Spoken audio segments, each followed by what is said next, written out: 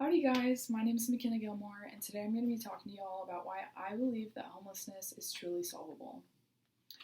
In high school, I was pretty involved in some organizations, and a lot of those organizations required a lot of volunteer hours. So I spent the majority of my weekends at a lot of volunteer events like fun runs, or I would volunteer at the animal shelter. But rather than doing those things, I wanted to sign up and do something out of my comfort zone. So instead of signing up for the animal shelter, I decided that I should sign up for feeding the homeless. So that afternoon, I went up to the sign up sheet. I signed up to feed the homeless in a park downtown.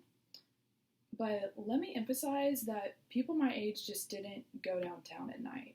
They didn't feel safe, and it just wasn't really a safe environment. So I didn't really know what I was signing up for or what to expect, because of the strong stigma surrounding the homeless population in Corpus Christi. Whenever I got there, I set up everything and I helped everybody unload their cars, and when I looked to my right, I noticed some people with some clothes and some shoes on some tables. So my job was to hand out some water bottles in the assembly line, and I noticed whenever the coordinator came up and told me, give them as many water bottles as they want, no matter how many they ask for. And I thought that was very interesting. He was a very giving person. But by the time clock struck noon, I was shocked at the number of people who showed up. Anywhere from families, single individuals, or kids that were just there on their own. It was pretty amazing. But by the time it was time to serve the food, everybody got in line, and everybody was very polite and thankful that we were there. And then that's when I realized that homelessness doesn't care about your race, ethnicity, or your age, which led me to want to do more research about homelessness. This led me to discover that homelessness is very solvable as long as you break it up into achievable parts. The availability and affordability of housing is the key to ending homelessness for everybody. Currently, according to the state of homelessness, 567,715 people are experiencing homelessness right now. That is a lot of people. And the majority of them are not housed in temporary shelters. Solving homelessness on the individual level is key to solving homelessness for everybody. If we put more funding towards permanent housing and housing these individuals, then they will have a more stable start for the rehabilitation process. For example, if you're a single homeless individual and you're worried about finding a job, staying clean from drugs, and worrying about your mental health, but you're worrying about not having somewhere to stay at night, you're probably not going to be very effective in helping those other areas. People's behaviors and actions shouldn't be the determining factor if they are deserving of a safe place to sleep at night. According to a source from Freeman, there is inconsistent funding towards housing, and also a short response time. So a lot of these people go a long time just sleeping on the side of the road inside tents or something like that.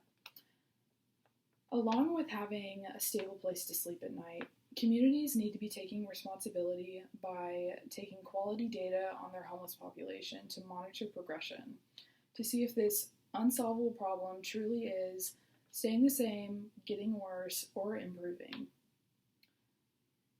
According to Fowler, it is a societal obligation that we take quality data on the homeless population. In order to fix this problem, we need to be taking quality individual data for each homeless individual. Simple questions like their name, their age, and history questions like, have you been through foster care, or are you a veteran, can lead them to so many other services outside homeless services like shelters or counseling services. Another example would be homelessness isn't always because you can't find somewhere to sleep or you can't pay rent. It could be from domestic abuse or a family breakup. So, taking individualized data on those people and figuring out why they're homeless and what causes homeless could lead them to many other sources that could help them outside of homelessness services. According to Haggerty from the podcast Solvable, everybody who touches on this problem of homelessness, like temporary shelters or soup kitchens, needs to be taking constant data and reporting that on a common database for everybody to see. Also, the frequency of taking that data, instead of taking just a single snapshot 1 year that is required by the Department of Housing and Urban Development, maybe cities could take data maybe once a month, which would leave more accurate data to see if it's getting better. This type of data will also show who is fluctuating and why they're fluctuating through homelessness, and if they were if they're new to homelessness, or if they are returning to homelessness after receiving services. Homelessness doesn't only benefit the homeless.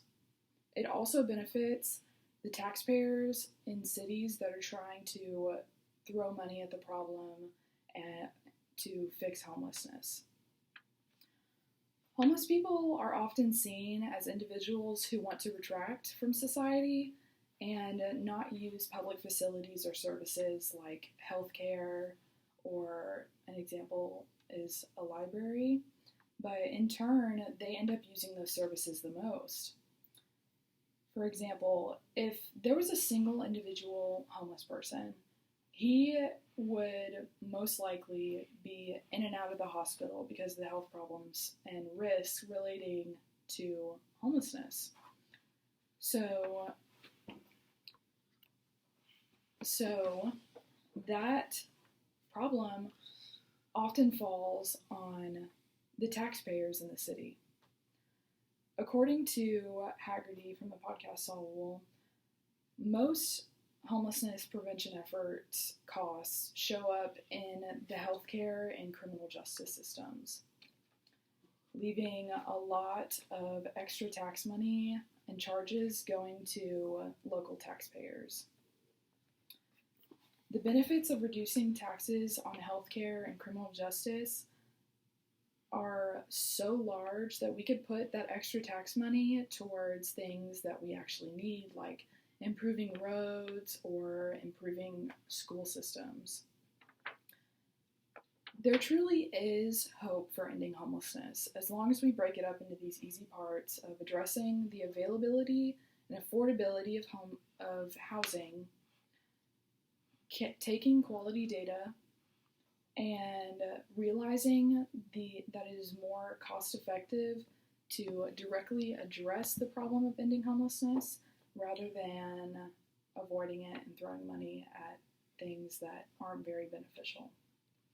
So I encourage you to go into your community and volunteer at a soup kitchen or a shelter and make the difference that you want to see in your community. And vote in your local communities to put more funding towards housing efforts. Here's my works cited. My keyword line seems long, but it's just my